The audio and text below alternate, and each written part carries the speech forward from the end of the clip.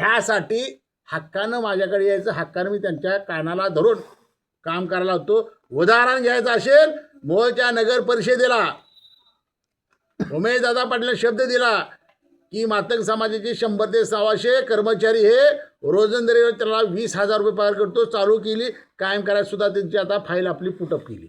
एवढं चांगलं काम करणारा उमेशदादा पाटील. हा 100 ते 100 कर्मचारी रोजंदारीवरती कमी पगार होता, वाढवला पगार त्यांनी.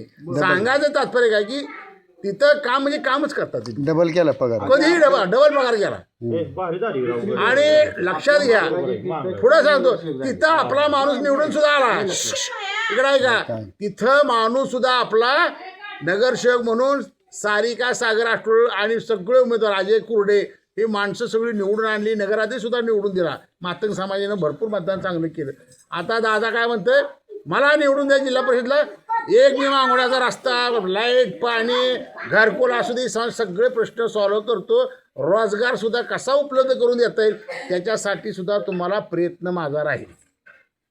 आणि असे काम करणारे कष्टाळू नेता आपल्याला लाभलाय, त्याचा फायदा आपण सर्वांनी करून घ्यायचा. बरोबर आहे. उगा कुणाचं तर माझं तुझं वाकडं तिकडे काढून काही फायदा होणार नाही.